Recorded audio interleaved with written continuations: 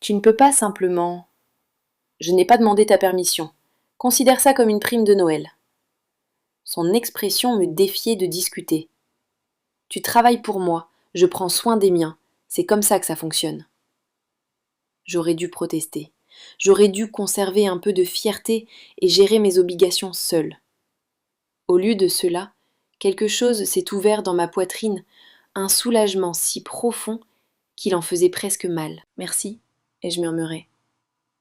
Ne me remercie pas, continue simplement à faire ce que tu fais. Continue d'être exactement qui tu es. La semaine suivante, j'ai découvert qu'il avait dit la vérité. Mon salaire comprenait une prime qui couvrait chaque centime des 47 000 € sous lesquels je me noyais depuis 2 ans. J'ai regardé mon compte bancaire, ce solde à zéro, là où vivait autrefois la dette, et j'ai pleuré dans les bras de Camille pendant 20 minutes. Il a remboursé tes factures médicales, a dit Camille, énonçant l'évidence pendant que je trempais son épaule de larmes. Giovanni Moretti, chef criminel, a remboursé la dette du cancer de ta mère. Je sais. C'est la chose la plus romantique que j'ai jamais entendue, et aussi complètement folle. Ça aussi, je le sais. Notre relation a trouvé un rythme qui semblait viable. Je passais 3 nuits par semaine à l'hôtel particulier 4, à l'appartement avec Camille. Je conservais mon espace, ma vie, tout en construisant quelque chose de nouveau avec Giovanni, qui ne m'obligeait pas à disparaître complètement dans son monde. Il m'a donné accès à ses espaces privés, ses pensées, ses vulnérabilités. Je lui ai donné mon honnêteté, mes limites, et une forme de dévotion née du fait de le choisir chaque jour, plutôt que d'être contrainte à l'obéissance. Le milieu l'a remarqué. La nouvelle s'est répandue que Giovanni Moretti avait une femme, pas une maîtresse, pas un jouet, quelque chose d'autre. Quelqu'un qui l'écoutait, quelqu'un qui influençait ses décisions d'une manière qui rendait les rivaux nerveux et les alliés curieux. Franco m'a coincé un après-midi dans le bureau de Giovanni. Krasniki n'est plus là. J'ai levé les yeux de la correspondance que j'organisais. Quoi ? Guerre interne. Son neveu a tenté de prendre la tête. Ça a mal tourné. Krasniki n'a pas survécu. Franco s'est appuyé contre le bureau. Son territoire est à prendre. On pourrait s'étendre vers l'est, récupérer tout ce qu'il avait construit. Giovanni le sait. Tu es la première personne à qui je le dis. Giovanni est apparu dans l'encadrement quelques instants plus tard, et Franco a répété la nouvelle. J'ai regardé Giovanni absorber l'information, j'ai vu le calcul se faire derrière ses yeux. Le territoire signifiait le mois des 30, le pouvoir signifiait la sécurité. C'était ainsi que ce monde fonctionnait. Non, a finalement dit Giovanni. Franco a cligné des yeux. Non ? Nous ne nous étendrons pas. Gelés à loup, notre territoire actuel est stable, rentable, maîtrisable. Prendre l'Est nous ferait étirer nos ressources et créerait de nouveaux ennemis. Il m'a regardé et quelque chose est passé entre nous. Je préfère garder ce que je peux protéger plutôt que saisir tout ce que je pourrais perdre. Après le départ de Franco, je me suis approchée de Giovanni. C'était à cause de moi. C'était parce que je suis fatiguée de construire des empires au prix d'avoir une vie. Il m'a attirée contre lui.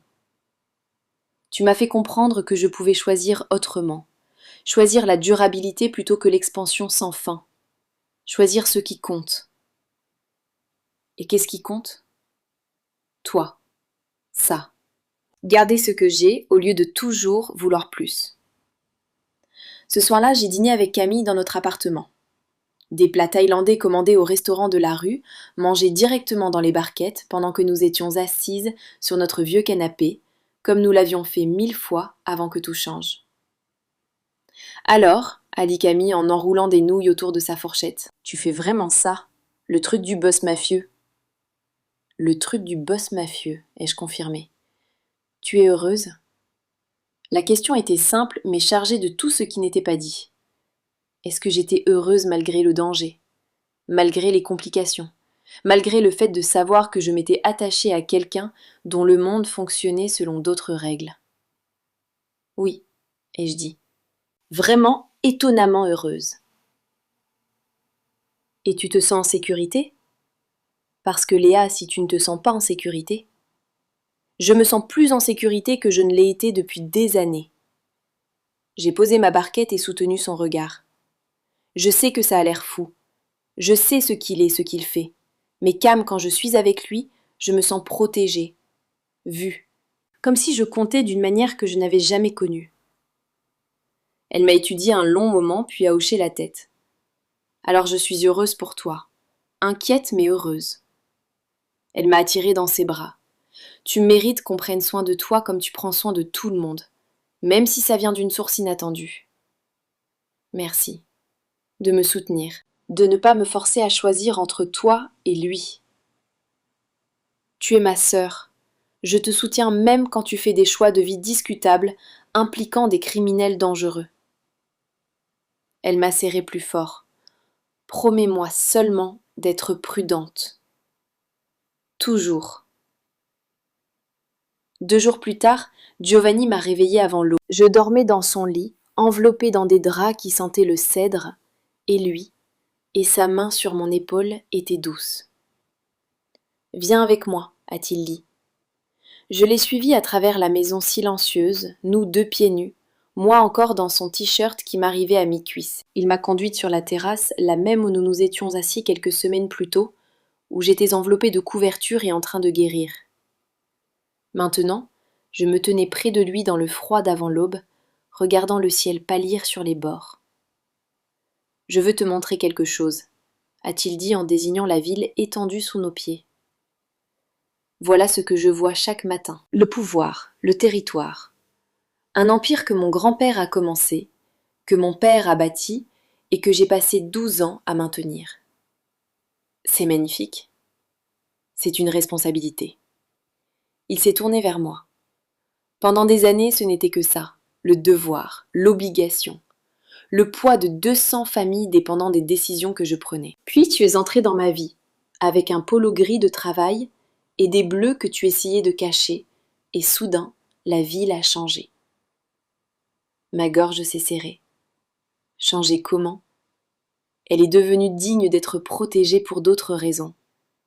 Pas seulement le territoire ou le pouvoir, mais parce que c'est là que tu vis, là que tu marches, là que nous avons construit quelque chose d'impossible qui, d'une manière ou d'une autre, fonctionne.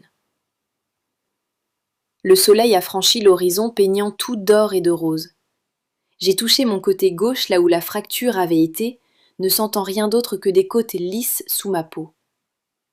6 semaines plus tôt, chaque respiration m'avait fait mal. Maintenant, je respirais facilement, profondément, sans peur. « Tu regrettes parfois ?» a demandé Giovanni doucement. La façon dont tout a commencé. La violence, les complications. J'ai pensé au jeudi soir 6 semaines plus tôt. À la pluie, à la ruelle, à la peur.